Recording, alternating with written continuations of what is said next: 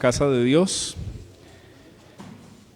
Vamos a disponer toda nuestra vida, ¿no? Mente, corazón, nuestros oídos. Vamos a estar atentos con reverencia al Señor. A ver, los más pequeños, présteme atención. ¿Dónde están los niños, los más pequeños? Vamos a estar juiciosos, adorando a Dios, cantando, todos muy, como dice la Escritura, ¿no? Solemnes, pero gozosos. Amén.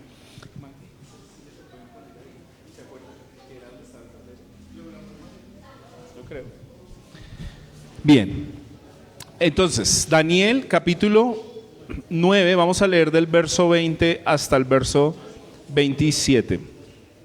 Este contexto de Daniel, recordemos, Daniel es un libro profético, tiene alto contenido de predicción de cosas que iban a ocurrir posterior a Daniel, y hoy lo vamos a leer con mucha atención porque este libro tiene que ver también con el contexto de nuestra predicación de esta mañana. Así que estemos muy atentos a la lectura. En el capítulo 9, Daniel nos muestra una oración que él está haciendo de confesión. Una oración de confesión por el pecado del pueblo, donde aún él mismo se incluye pidiendo perdón al Señor desde sus antepasados. Y cuando está orando, va a ocurrir que el Señor le da algo muy particular, que es lo que quiero que leamos y prestemos mucha atención.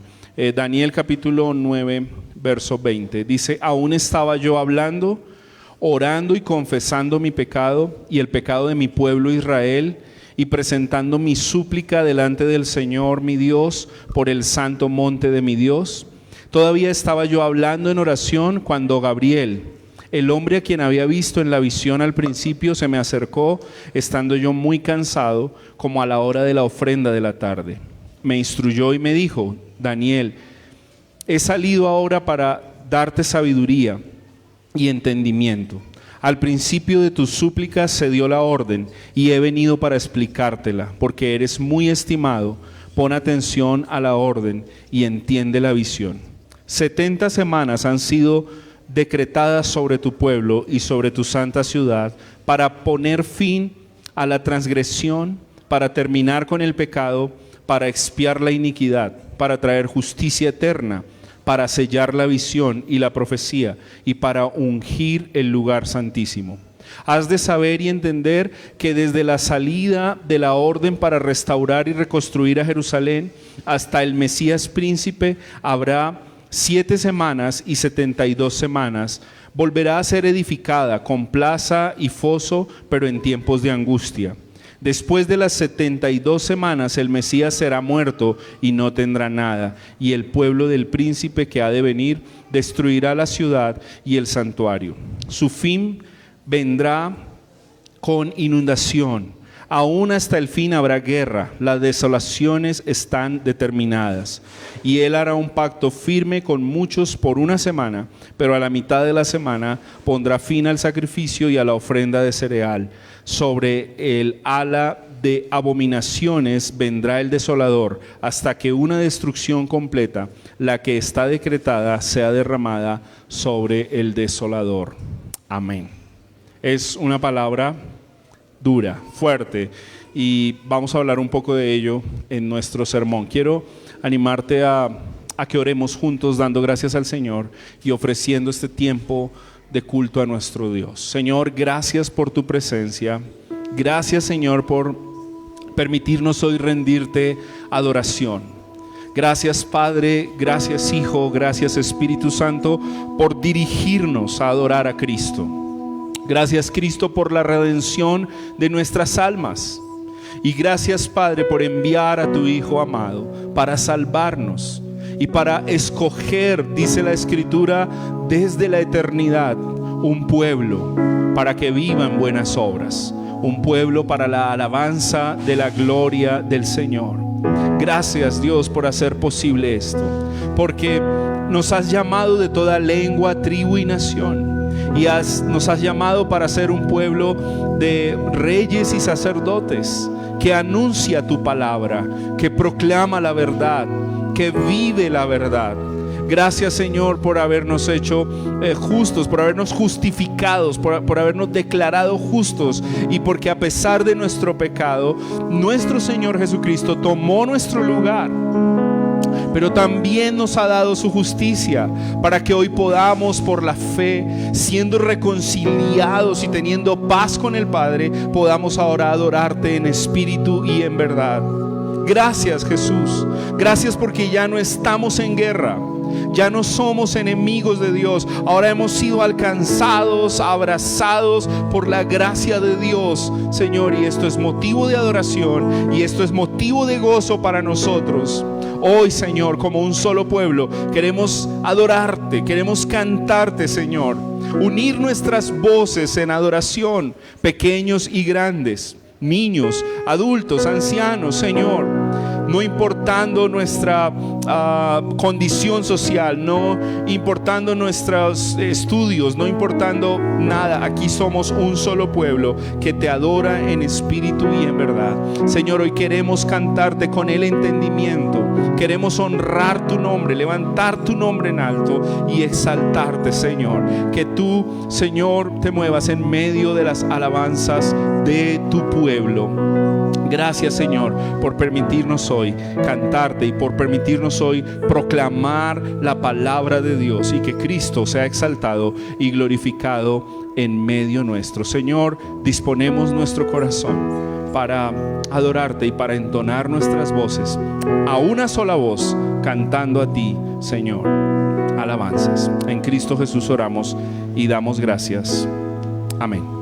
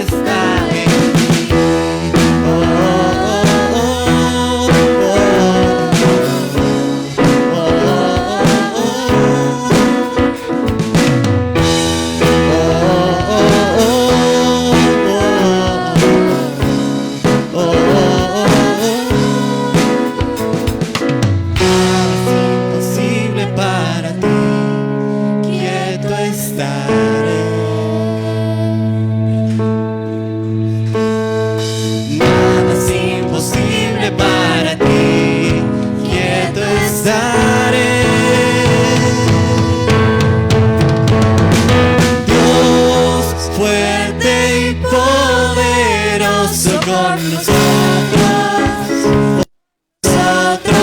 te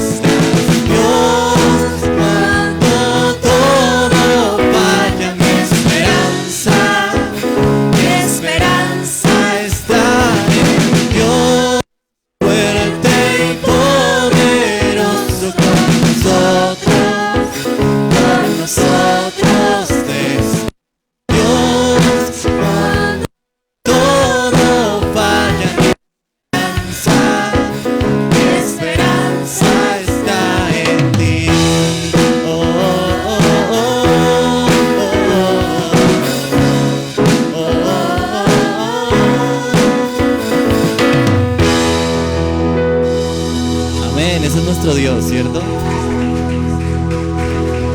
Dice la palabra, a ver si recuerdan esta historia. Jesús estaba en la popa durmiendo sobre una almohadilla.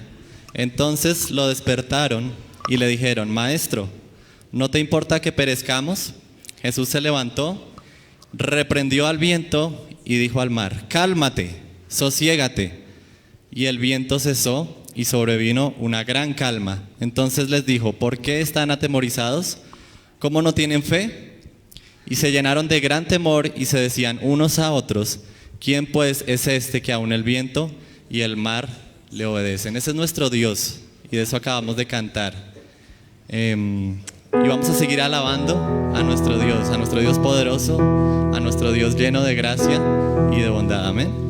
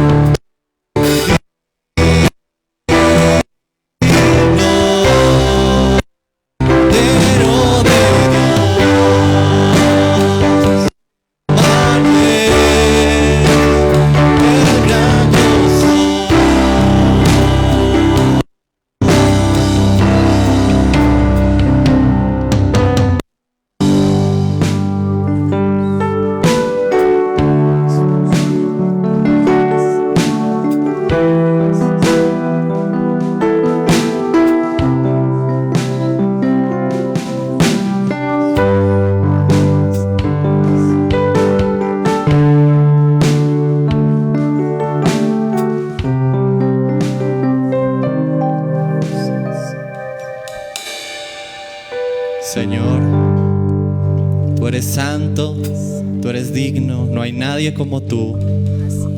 A ti, Señor, es a quien rendimos nuestras alabanzas, nuestras canciones, Señor. ¿Quién como tú? Poderoso, invencible, como leímos, el viento, aún el viento y el mar te obedecen. Te alabamos, Señor, no hay nadie como tú, no hay nadie como tú. No hay amor como tu amor, no hay gracia como la que tú das, la que nos has dado a tu pueblo, Señor.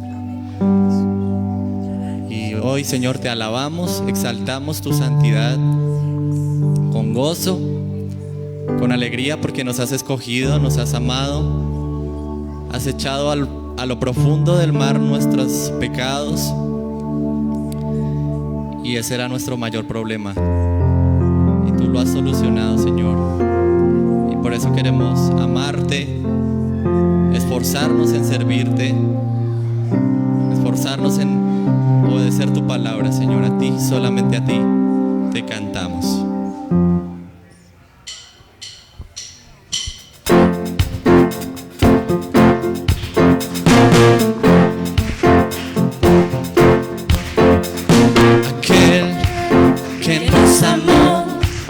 Testigo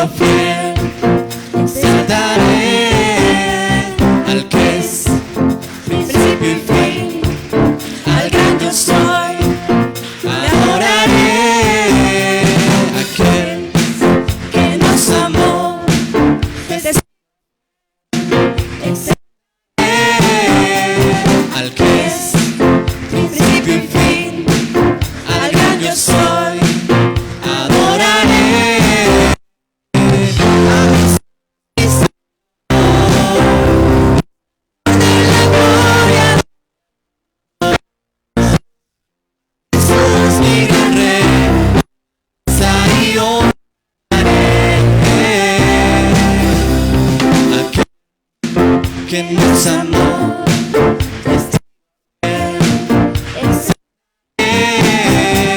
Al que es principio y fin, al que soy, adoraré.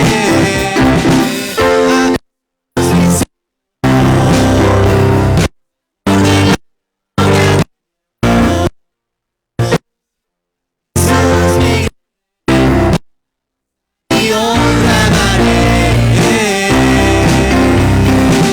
a mi Señor.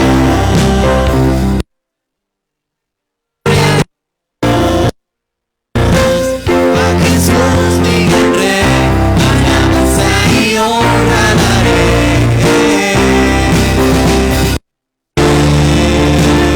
Siempre te amaré. Siempre te oraré. Siempre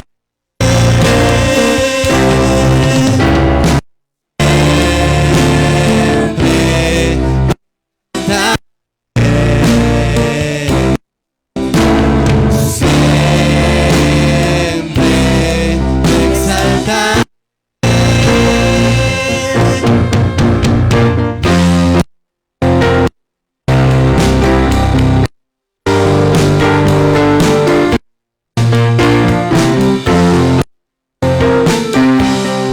A Jesús mi Señor, gloria de Dios.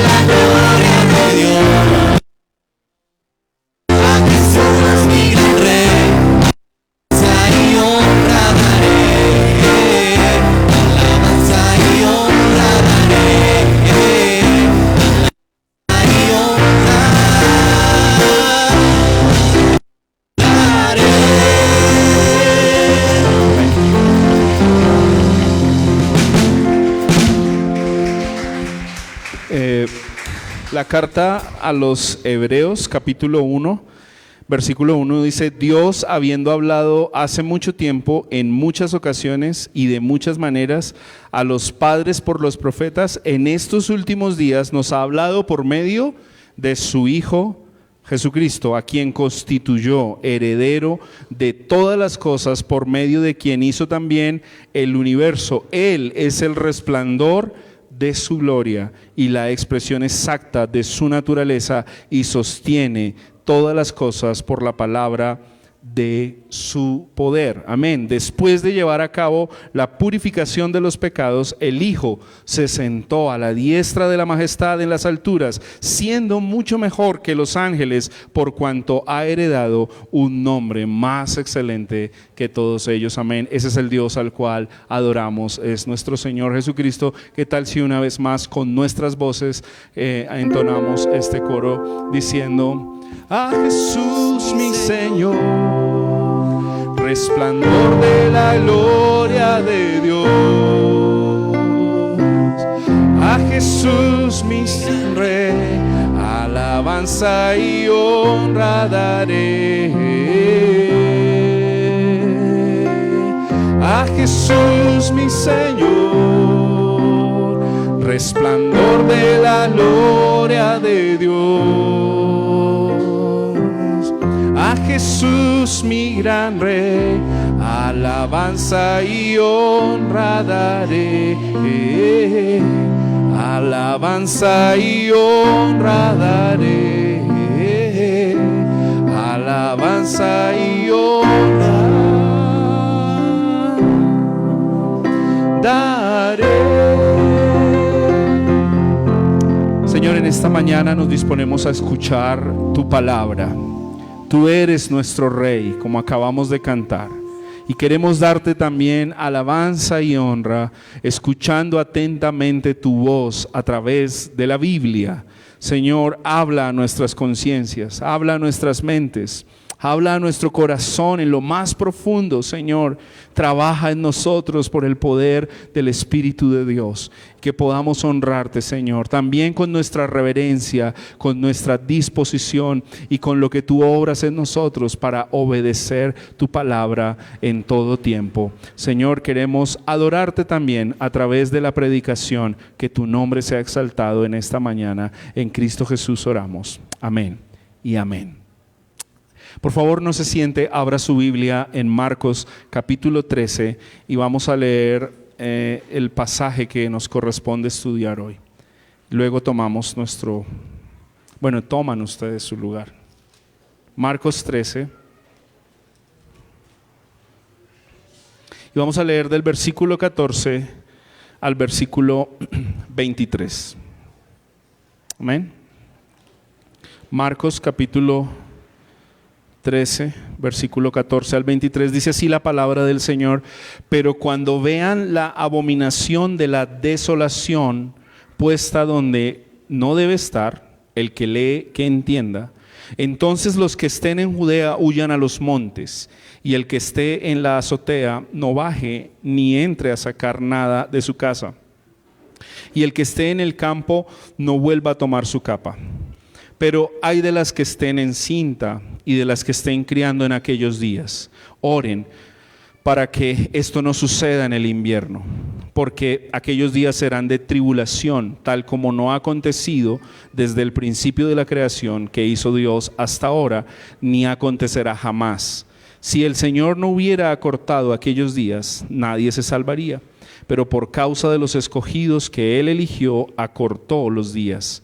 Entonces, si alguien les dice, miren, aquí está el Cristo, o miren, allí está, no lo crean, porque se levantarán falsos cristos y falsos profetas, y mostrarán señales y prodigios a fin de extraviar, de ser posible, a los escogidos. Pero ustedes estén alerta, vean que se lo he dicho todo de antemano. Amén. Bien, mis hermanos, pueden tomar su lugar.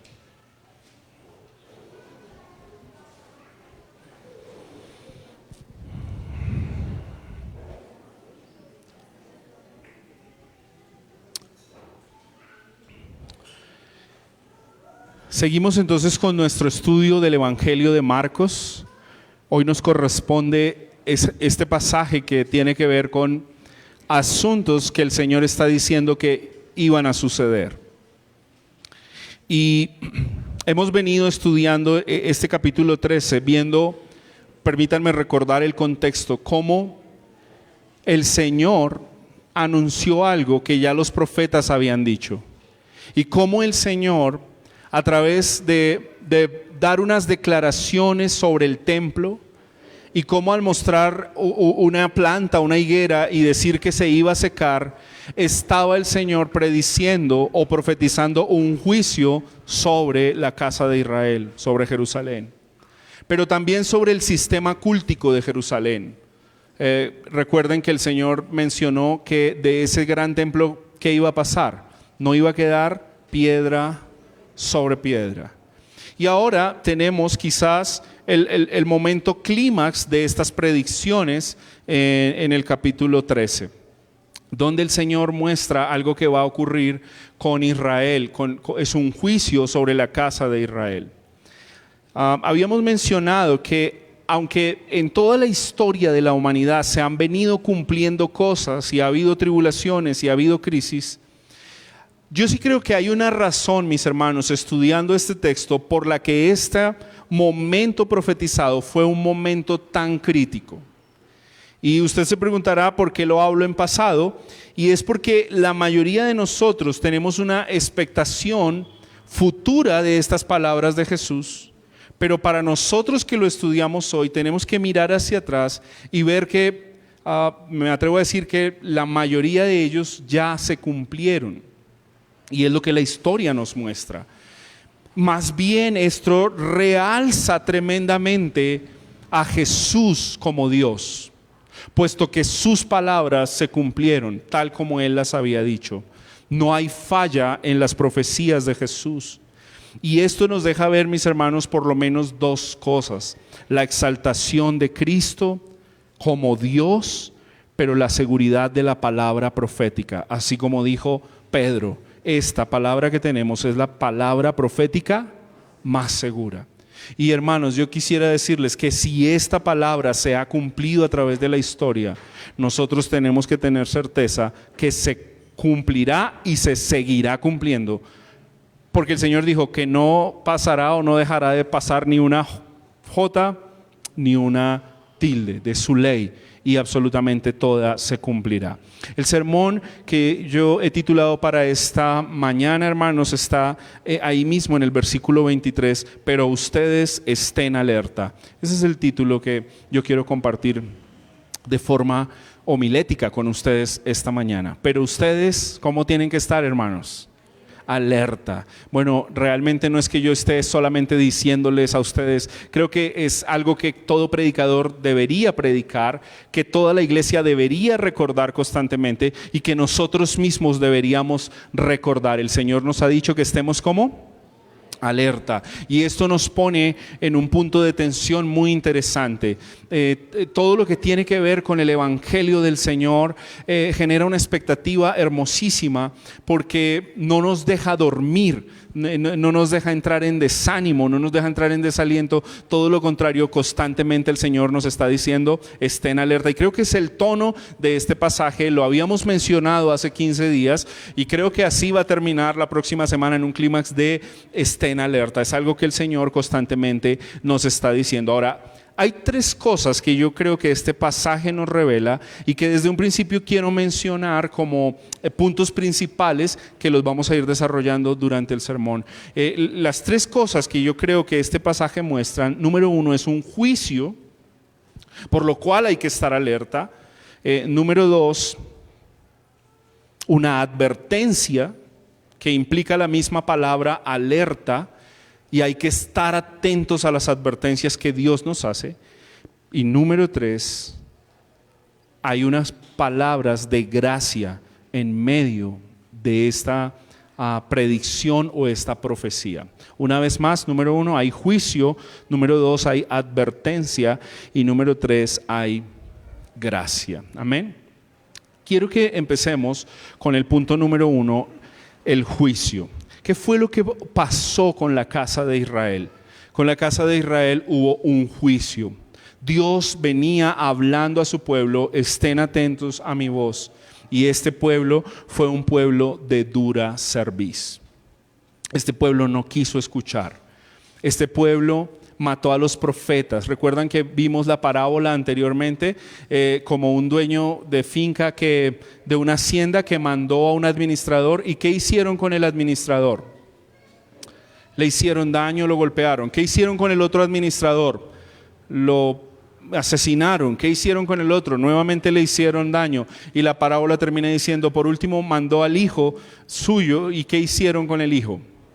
Lo acabaron. Esa es como una radiografía de lo que ha ocurrido con Israel. Mis hermanos, y la razón por la que esto es tan fuerte es porque esto estaba casi que profetizado como con una hoja calcante 400 años o 450 años atrás con el profeta Daniel. E iniciamos el culto leyendo al profeta Daniel.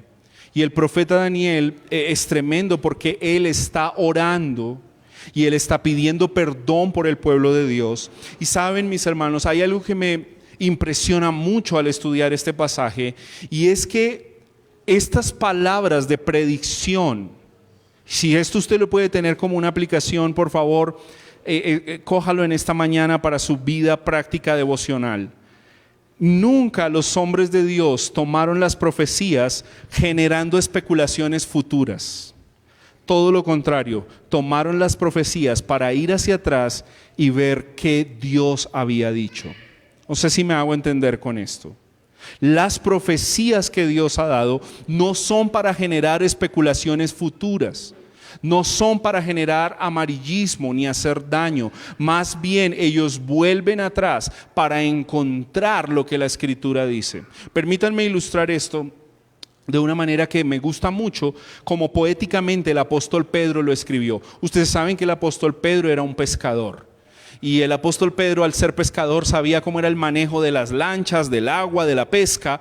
Y cuando ellos llegan a la orilla y el mar está un poco embravecido, ¿qué es lo primero que tienen que hacer para que el barco quede tranquilo en la orilla y pueda esperar hasta bajar, digamos, ¿cómo se llama? La pesca que han tenido, y ellos puedan bajar de su lancha? ¿Qué es lo que tienen que hacer? Tienen que anclar la lancha. Ahora, el ancla ustedes conocen todos un ancla. Es un elemento seguramente como de hierro, tendrá que ser. Es un metal muy pesado. Se sostiene por una cuerda, y lo primero que quien está manejando la lancha lo que tiene que hacer es botar el ancla, y baja muchos metros, y cuando el ancla cae en la tierra, inmediatamente sostiene. Y la barca como que hace esto. Hay viento, pero nunca se mueve. Este pescador, Pedro, escribió en su carta diciendo que la Biblia es la palabra profética más segura, y que es como un ancla que queda arraigada en la arena, en la profundidad de la mar, y no deja que la lancha sea movida por el viento. Hermanos, esa ilustración es para ver lo que el Señor Jesús está haciendo aquí. Y miren esta dinámica tan interesante. Es hermosísimo encontrar estas líneas, porque quien está escribiendo es Marcos. Marcos está escribiendo de lo que Jesús dijo, de lo que Daniel dijo, que Jeremías dijo. ¿Me hago entender? Jesús está reiterando una profecía anclada en Daniel. Pero cuando tú vas y miras a Daniel, Daniel está anclado en Jeremías. Esta palabra profética es muy segura. Y Daniel comienza orando y diciendo: Señor, viendo al profeta Jeremías, vemos que el tiempo de lo que tú has dicho se ha cumplido. Y por eso Daniel está orando a Dios. Es como mirar un reloj. Dios, tú dijiste que ibas a llegar a las 12 y faltan 5.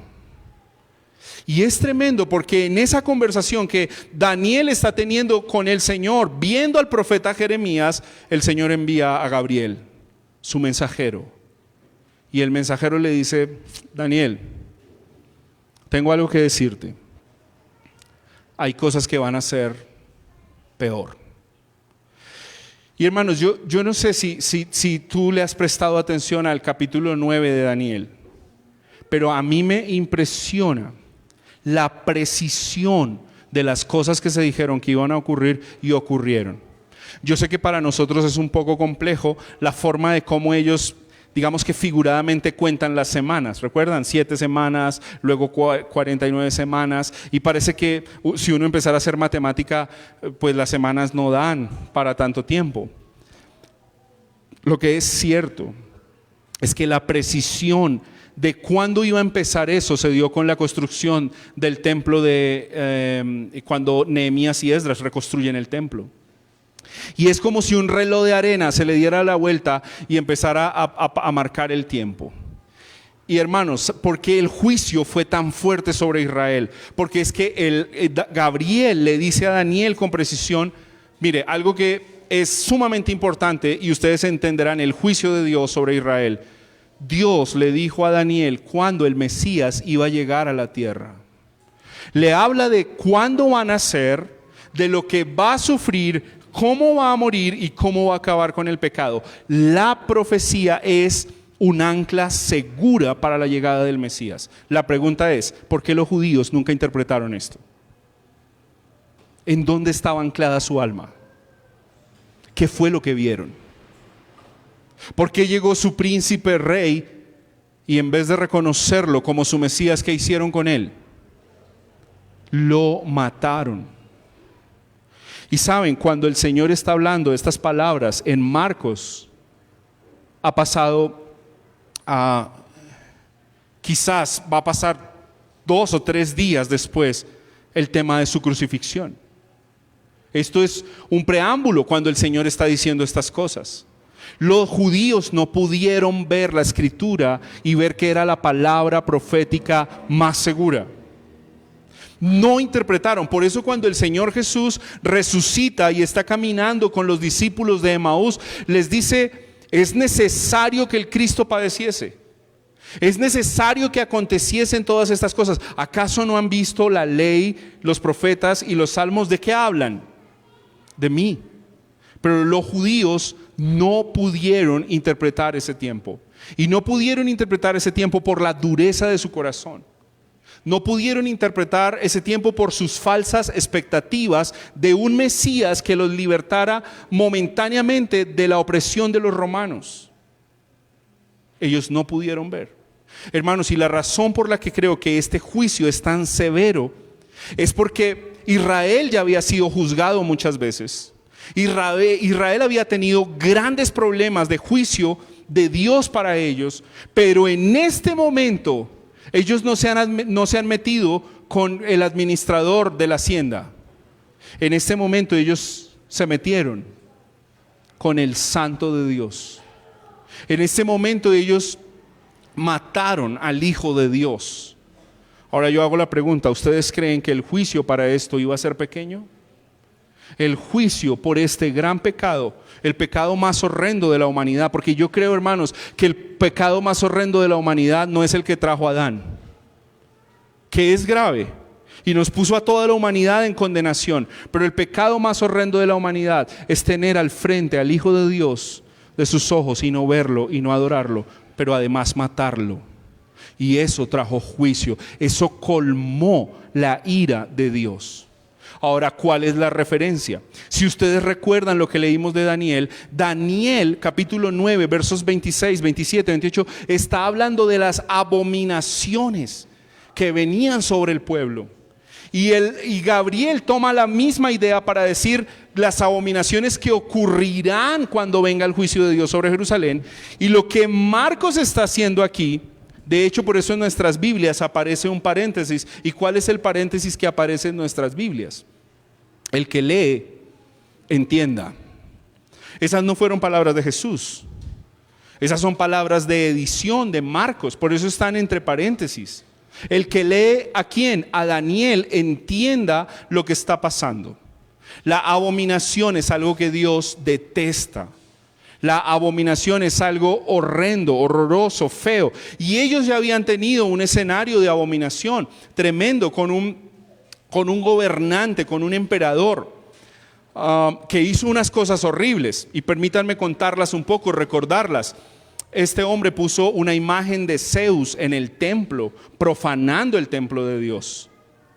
Este personaje, como unos 150 años o 130 años antes de Cristo, sacrificó un cerdo, una cerda específicamente en el altar del sacrificio. Eso es una abominación. La historia dice que por lo menos mató a unos 40,000 judíos. Y puso como un edicto que cualquiera que adorara al Dios de Israel debía morir. Bueno, muy parecido al que pusieron cuando Daniel estaba en Babilonia, ¿recuerdan? Ahora, ¿qué es lo que ocurre cuando Jesús está hablando aquí con sus discípulos? Y les dice, pues viene una abominación desoladora sobre Israel y es peor. Y es peor. ¿Qué más podría pasar? ¿Qué más difícil podría pasar, mis hermanos? Permítanme contarles un poco acerca de lo que ocurrió. Con Tito, en el año 70, un emperador romano, la ciudad de Jerusalén fue sitiada. Y saben, hay cosas que me sorprenden mucho en esto, y voy a anclarlo un poco con el segundo punto de las advertencias, porque las advertencias de este texto son claras. ¿Qué tenían que hacer ellos cuando vieran la abominación desoladora? ¿Quedarse, refugiarse o huir? ¿A dónde? A los montes. Si estaban en la azotea, quédense allá, no bajen por la capa. ¿Qué otra advertencia hay? Si están en el campo, no vuelvan a la ciudad.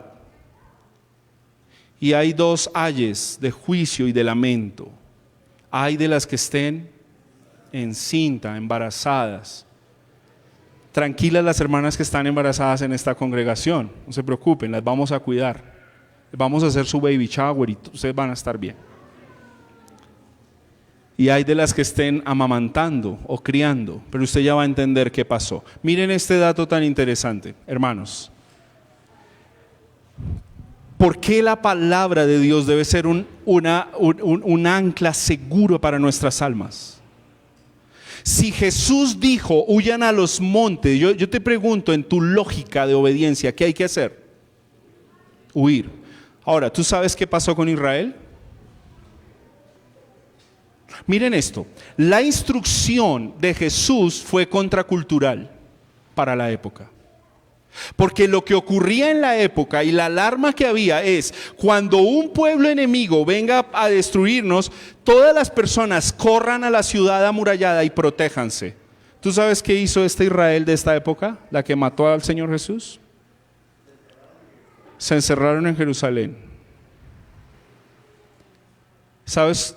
Hay un historiador llamado Flavio Josefo. Tú puedes encontrar los documentos de Flavio Josefo en internet. Historiador judío. Mira, permíteme contar un poco de la historia. Flavio Josefo era un judío que estaba esperando en una de las provincias. Y la historia dice que los romanos llegaron y mataron a todos los hombres y el único que quedó vivo fue él. Y uno de los soldados lo vio como una señal, porque este hombre quedó vivo, y se lo llevaron y fue un preso de guerra para el general Tito. Pero lo pusieron a interceder para que Flavio Josefo fuera a los judíos y les dijeran, saquen una bandera blanca y ríndanse, porque el imperio romano los va a acabar. Y él fue usado, algunos interpretaron que era un vendido al imperio, pero realmente él no era un vendido, él estaba intercediendo por el pueblo. ¿Saben por qué? Porque él sabía cómo el imperio romano se estaba preparando para acabarlos. Los judíos nunca quisieron hacer caso, nunca huyeron a los montes. ¿Sabes cómo termina la historia? Verídica. Murieron por lo menos 1.100.000 personas judías detrás del muro de Jerusalén. La abominación desoladora. Y esto a mí me deja una conclusión, hermanos. Si el Señor nos hace una advertencia, ¿qué hay que hacer? Hay que obedecer. Si el Señor te dice huya, no es resista. Resistir es una cosa, huir es otra. Si el Señor te dice arriba, es arriba, no abajo. Si el Señor te dice espera, es esperar, no es correr. Pero ¿cuál es la tendencia nuestra, hermanos? Nuestra tendencia es ir en contravía de la palabra profética más segura. Y si tú quieres poner una conclusión, hermanos, ir en contra de la palabra profética más segura es fatal para nuestras vidas. Hay que aprender a obedecer. Hay que pedirle al Espíritu Santo que nos llene de mansedumbre, así nos parezca contracultural lo que Dios nos está diciendo.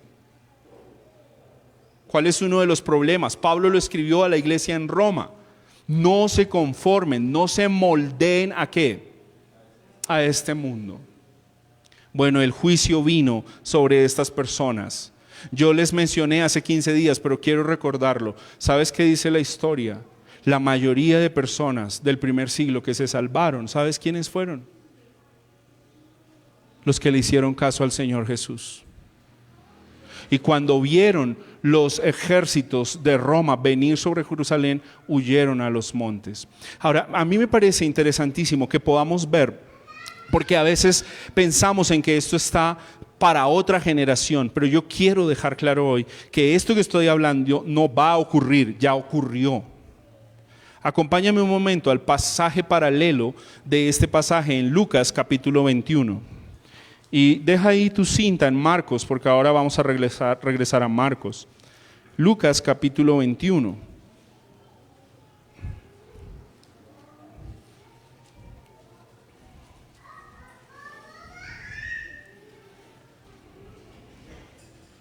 Miren que Lucas nos da una información un poco más precisa para anclarnos en el primer siglo. Que dice Lucas capítulo 21, verso 20. Pero cuando ustedes vean a Jerusalén, ¿cómo la deben ver? sepan entonces que su desolación está cerca. Esta información no nos la está dando Marcos, pero Lucas sí nos la está dando. Mira que Marcos ni Lucas están diciendo cuando al final de los tiempos vean que las computadoras tienen un código de barras. No está diciendo eso. Está diciendo cuando vean los ejércitos rodeando la ciudad, tienen que entender e interpretar algo. ¿Qué es lo que tienen que interpretar? La desolación de Jerusalén está cerca. Hermanos, la desolación llegó sobre Jerusalén en el año 70 después de Cristo con el general Tito. Y miren, literalmente, hermanos, se cumplió esto. Jerusalén nunca había tenido tal juicio sobre ellos. Y según dice Jesús, no lo van a tener. Ese momento fue horrendo. ¿Y por qué fue tan horrendo? Una vez más quiero reiterar, porque el juicio que vino sobre ellos fue por su gran pecado, fue rechazar y matar al Hijo de Dios. Por eso Juan capítulo 1 dice, a los suyos vino, pero los suyos no le recibieron. Hermanos, y si me permiten conectar esta prédica con la clase bíblica que tuvimos en la mañana, este juicio trajo una expansión gloriosa del evangelio. Porque cuando este juicio vino sobre Jerusalén, ¿qué pasó con la iglesia? Se esparció. Y si me permiten usar la palabra, literalmente se diseminó. Se esparció por todas partes la predicación del evangelio. Todo juicio es precedido por una gran ignorancia espiritual y por un gran abuso moral. Pero todo juicio posteriormente trae una proclamación del evangelio. Esa es una dinámica que vemos en toda la Biblia. Y es algo que ocurre aquí en Marcos capítulo 13. Los juicios de Dios, hermanos, concluyamos este punto. Los juicios de Dios son para tomar en serio. ¿Sabes qué dice la Biblia? Que algunos ven y dicen, esto todo el tiempo lo han predicado, pero nunca va a pasar. No lo tomes por tardanza, porque la Biblia nos está mostrando que cuando Dios decreta un juicio sobre una nación, lo trae y lo cumple. Y dio las señales para que esto ocurriera. Bien, volvamos a Marcos capítulo 13 y veamos un poco acerca de las advertencias. ¿Cuáles son las advertencias que el Señor hizo en este pasaje?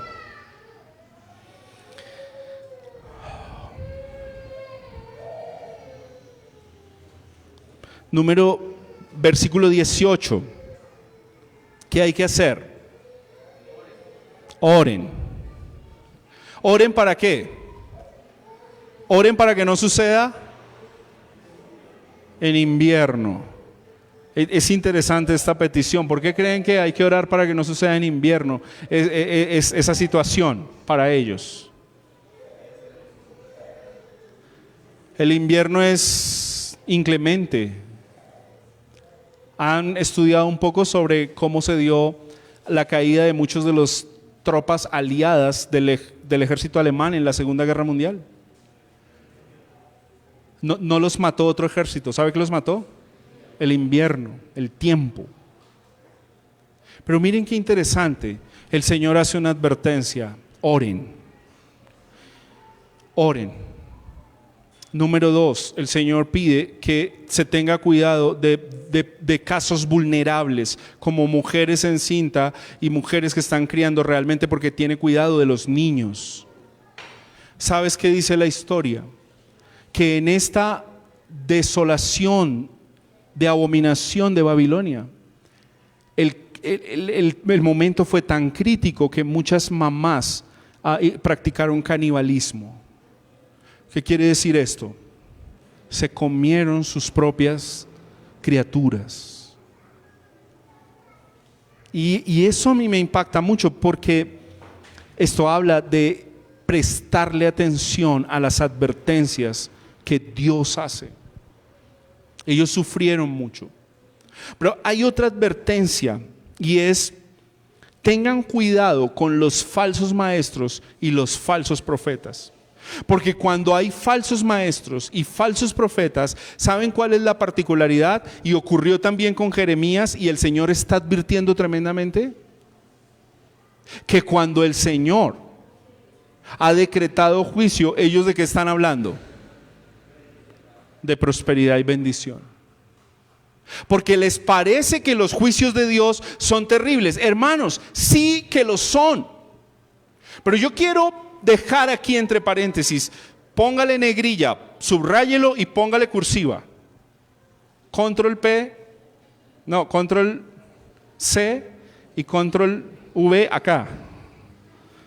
Haga bien la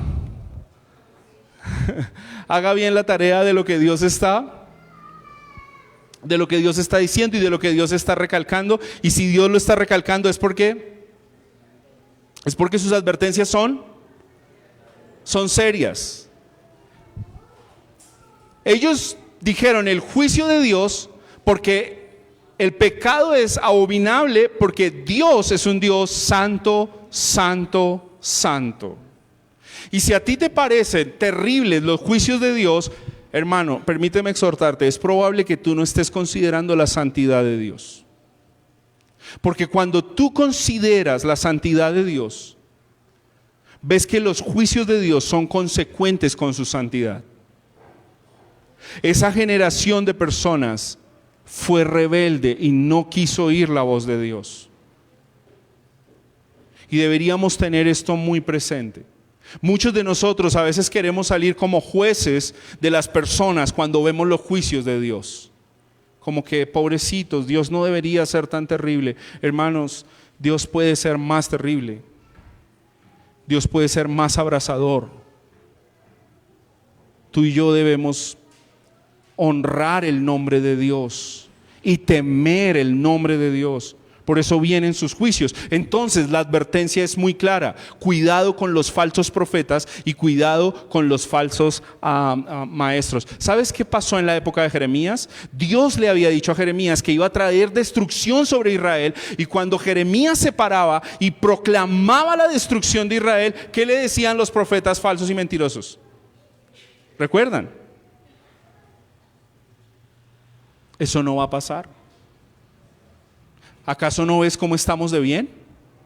¿No ves que estamos prosperando? ¿No ves que todas las cosas marchan bien? Por eso una de las advertencias del Señor es: oren, tengan cuidado de los menos favorecidos, pero presten atención a la verdadera palabra de Dios y a la palabra profética más segura.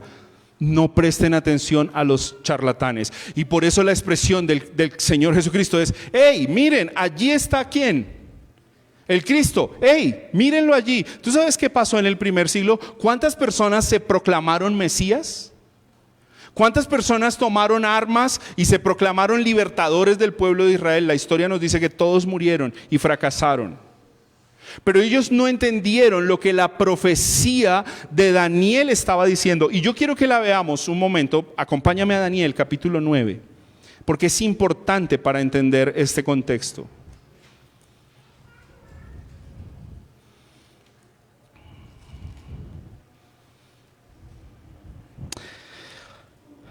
Daniel capítulo 9, verso 26.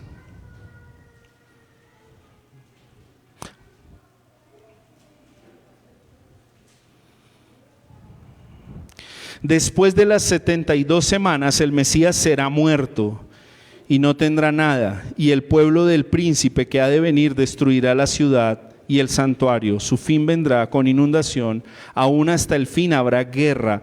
Las desolaciones están determinadas.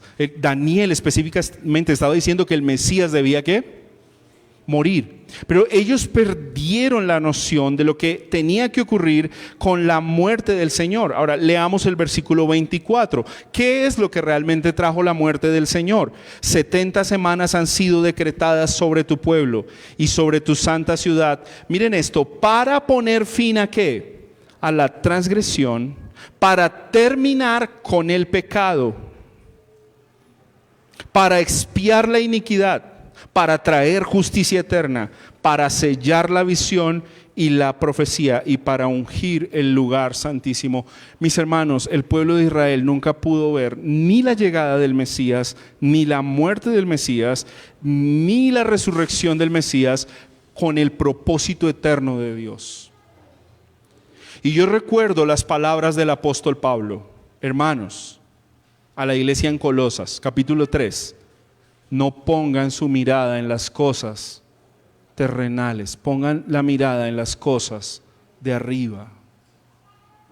Estas son las cosas de arriba, aquel que vino a libertar nuestra alma del pecado, aquel que vino a quitar nuestra culpa, nuestra esclavitud, nuestra enemistad con Dios, lo que nos separaba de nuestro Dios.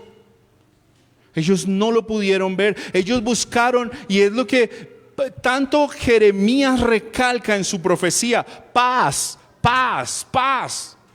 Pero no hay paz.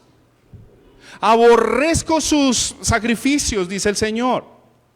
Ellos no pudieron ver lo que el Señor estaba ofreciendo. Hermanos, y me temo que nosotros tengamos este problema también. Que nosotros estemos buscando beneficios temporales de Dios cuando Dios nos ha ofrecido algo más glorioso, algo eterno. El Señor nos ha ofrecido la ciudadanía del cielo. Yo veo personas más frustradas porque no tienen visa americana. Eso produce gran frustración. Yo vi salir gente llorando de la embajada cuando tuve la oportunidad de ir a la embajada americana.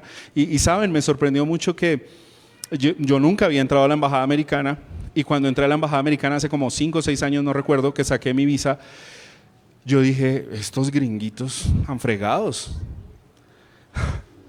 Porque cuando tú entras a la embajada americana, literalmente sales de suelo colombiano y entras a suelo americano en nuestra nación, en nuestro amarillo, azul y rojo del himno nacional, y encuentras militares americanos, banderas americanas, himno americano, no ves colombianos por ningún lado, y te achicopalas,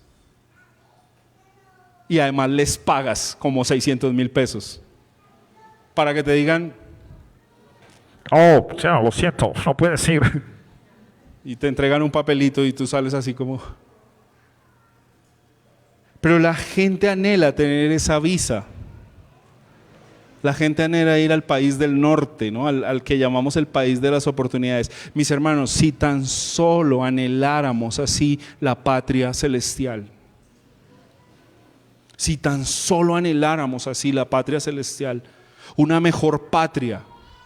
Recordemos que nosotros en esta tierra solo somos ¿qué? Peregrinos. Y el Señor nos ha ofrecido una mejor patria, nos ha ofrecido vida eterna. De hecho, de alguna manera, la iglesia funciona como la embajada del cielo en la tierra. Y por eso cuando la gente se encuentra con la comunidad de fe, es como si entrara a una embajada. ¿Por qué? Bueno, ya no hay gringos, pero hay ciudadanos del cielo. Amén. Hay creyentes lavados por la sangre de Cristo. Y lo que Daniel dice que iba a pasar, pasó al pie de la letra y se cumplió.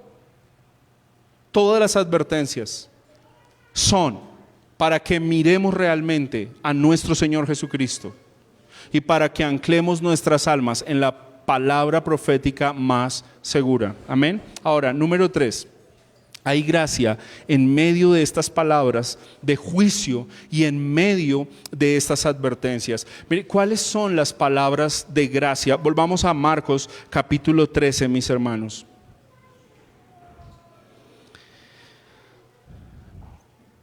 Verso 20: si el Señor no hubiera acortado aquellos días, nadie se salvaría, pero por causa de los escogidos que Él eligió, acortó los días. Saben, el Señor, en medio de los juicios que trae sobre la tierra, siempre le ha placido guardar un remanente, y es guardar a sus hijos. Y siempre ha preservado la historia de la redención a través de un remanente. Bueno, este juicio no fue la excepción. Mis hermanos, permítanme aclarar algo. Muchas personas especulan acerca de este versículo hacia el final de los tiempos. Y es curioso porque yo he escuchado interpretaciones como, hermano, ¿no notas que ahora los días pasan más rápido? ¿Sí? ¿Usted ha hecho esa expresión? Yo la he hecho. Y decimos, parece que los días ahora son más cortos. Bueno, permíteme decirte algo. ¿Tienes una maquinita de estas que funciona con precisión?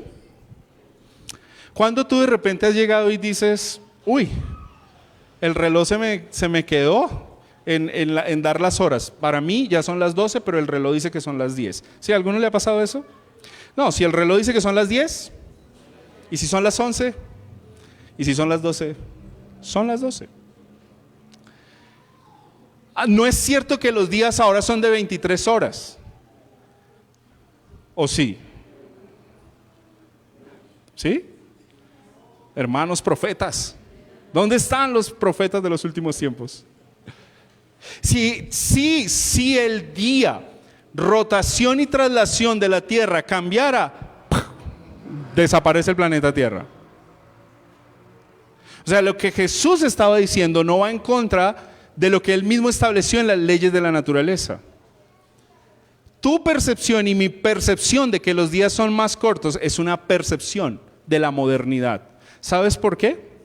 Porque hay tanta información tan rápida y tanta tecnología que parece que el tiempo fuera menos. Pero no es cierto. Es más, yo te animo a hacer un examen de probablemente cuánto tiempo tú podrías perder en un día de ocio y te vas a dar cuenta que es mucho. Hay una información, sería bueno que la activaran en su celular, que ahora dice y le da una notificación: estás pasando mucho tiempo en pantalla, y te dice cuánto tiempo has pasado viendo tus aplicaciones. ¿Saben qué quiere decir esto? Y permítanme comentarlo porque la mayoría de comentaristas bíblicos aciertan con este tema.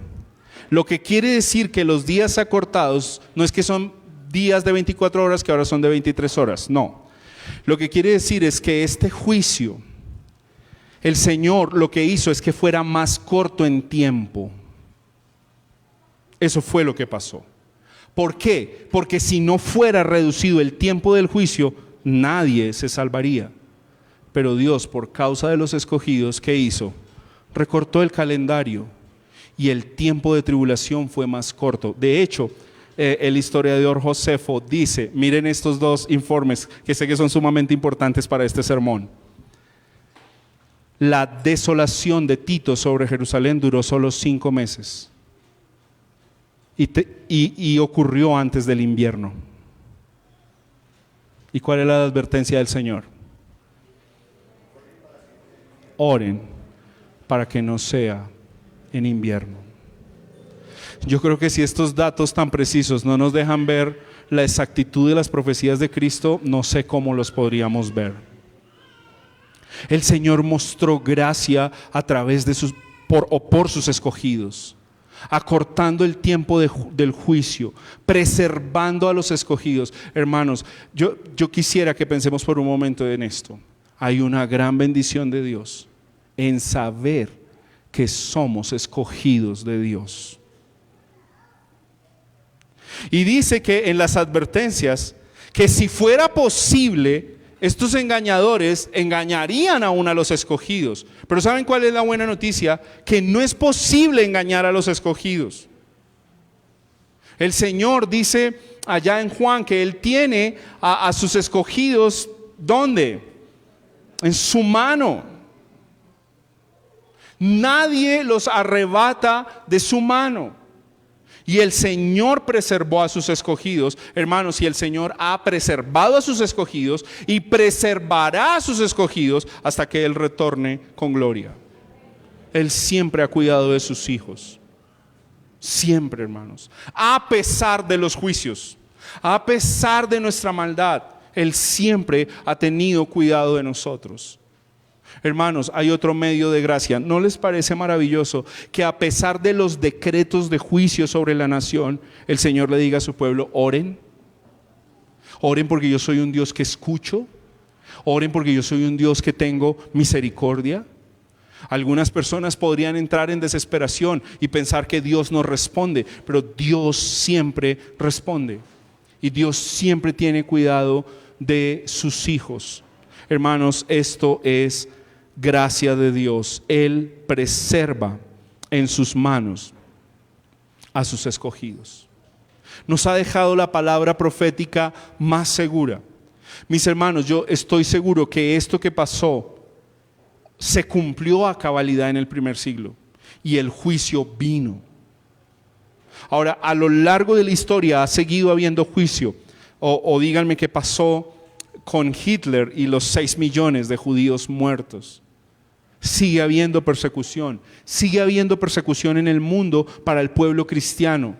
Alguien decía el otro día en una clase, nosotros no sufrimos persecución. Hermanos, hay que dar una ojeada un poco a lo que está pasando en el resto del mundo.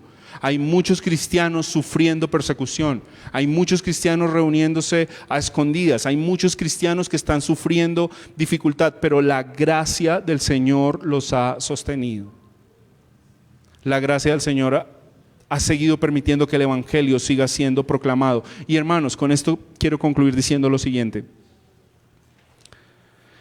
Si el Señor dijo que venía una vez, vino y lo cumplió, dijo que vendrá una segunda vez y lo va a cumplir.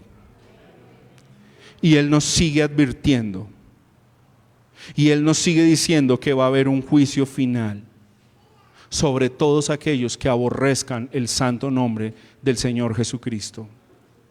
Juan capítulo 3 dice que hay bendición para los que creen, pero para los que no creen ya han sido condenados.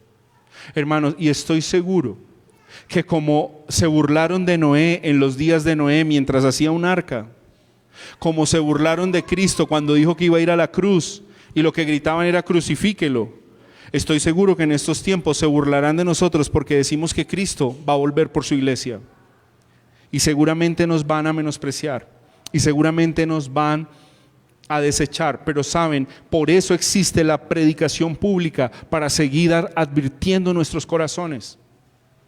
Hermanos, permítanme exhortarles, pero me temo que muchos púlpitos están consintiendo conciencias en vez de entrenar conciencias para advertirlas.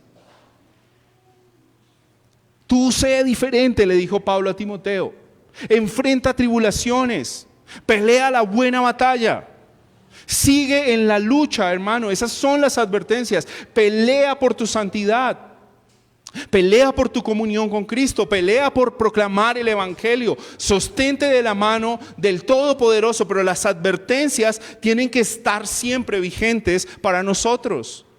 No podemos bajar la guardia, hermanos, hasta el fin. Estén alerta, pero ustedes estén alerta. Y mientras esto sucede, confíen en la gracia protectora de Dios. Él siempre cuidará de su pueblo en medio de las tribulaciones. Y aunque la gente no crea, tendremos que seguir predicando. Y aunque la gente nos deseche y se burle de nosotros, tendremos que seguir predicando hasta el fin, mis hermanos. Que el Señor nos ayude. El apóstol Pedro terminó diciendo que esta palabra profética, que es el ancla de nuestras almas, usó otra ilustración lindísima para aquellos que están en la noche en el mar. Si hay algo que es denso, es la oscuridad de la noche en el mar. ¿Y sabes qué dijo él que era la Biblia? Como una antorcha segura que iluminaba la más densa oscuridad. Que esta antorcha alumbre la densa oscuridad de nuestros corazones, de nuestras almas, y nos permita ver a Cristo glorioso como es Él, poderoso como es Él, y con toda la autoridad que tiene sobre cielo y tierra. Oremos a nuestro Señor Jesucristo. Quiero invitarte a estar en pie y me acompañes en esta oración.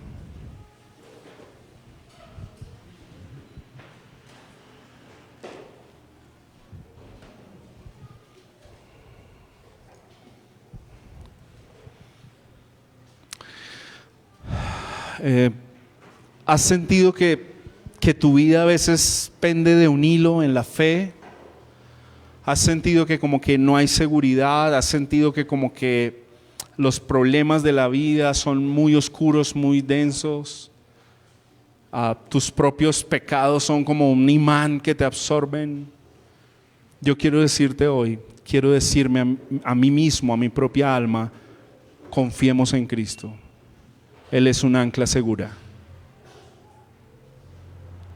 Si Dios dice que huyes, huye de las pasiones, huye del pecado, huye del engaño. Pero ¿sabe hacia dónde debes huir? Hacia Cristo. Y corre a Cristo y aférrate a Él como un ancla segura de tu alma. Señor, gracias por tu palabra. Gracias por dejarnos ver estas profecías. Sé, Señor, soy consciente de la diversidad de pensamiento que han generado, de las controversias. Yo te pido que nos dejes ver con sencillez tu palabra, pero a la vez con profundidad, con la autoridad que ellas tienen.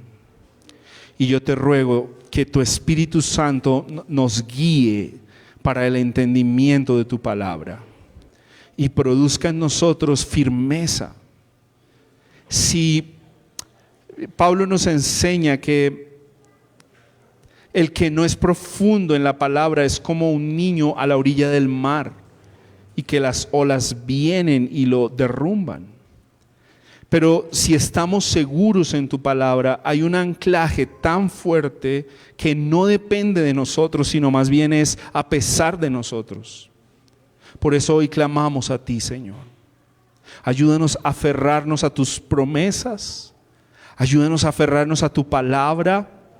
Hoy nos aferramos a la cruz de Cristo y confiamos en Cristo.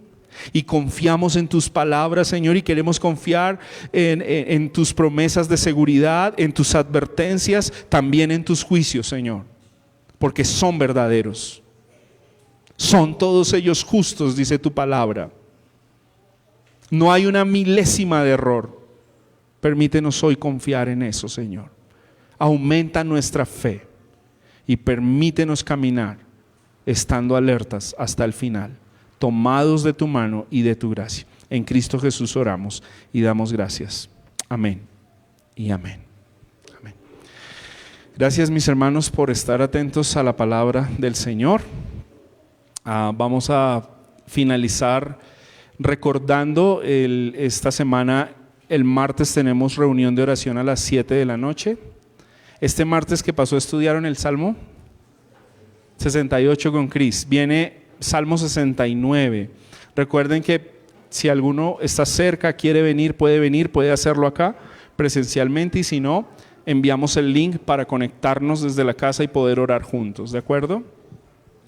Y la próxima semana, el domingo, quiero recordar esto para todos. Siempre iniciamos 9 de la mañana nuestro estudio bíblico, de 9 a 10. Estos días se nos han ido unos minuticos de más. Hay mucha información por decir. Pero la idea es que de 9 a 10 tenemos nuestro estudio bíblico y a las 10:30 empieza nuestro tiempo de adoración, al cual todos están invitados. El domingo tenemos almuerzo. Ese no es de tribulación, ese es de gozo. Ese es de gozo. Ajiaco, ¿sí es ajiaco, hermanos? Ya huele a racacha y a pollo. ¿No? ¿Racacha no? Uy, qué pena, arracacha no. Bueno, ya huele a ajiaco. Entonces, vamos a tener almuerzo de ajiaco a 12,000 pesos. Así que esta semana, desde hoy mismo, si usted puede, aparte por favor su almuerzo, y el domingo después de culto nos quedamos juntos, almorzamos. El propósito de eso es seguir recaudando fondos para poder cumplir nuestros compromisos financieros, pero sobre todo, de verdad, queremos tener comunión. Así que hagámoslo con gozo. Amén. Creo que eso prevalece sobre cualquier otra cosa que el Señor siempre provee. Amén. Creo que no. Y hoy los jóvenes, los jovencitos jóvenes, jovenzotes, tienen un encuentro de confraternidad, ¿cierto? ¿A qué horas? 2 de la tarde. ¿Van a almorzar acá o la idea es que vayan, almuercen y vuelvan? Van, almuerzan y vuelven. Listo. Y traen un todo rico, papas y todo eso para compartir con sus amigos. Entonces, 2 de la tarde, todos los jóvenes van a tener un tiempo de comunión hoy. ¿Listo? Quiero dar la bienvenida a unas personas que nos acompañan hoy por primera vez. Quiero preguntar tu nombre. Laura. Bueno, Laura, hoy nos acompañas por primera vez. ¿Vives por aquí cerca en la zona?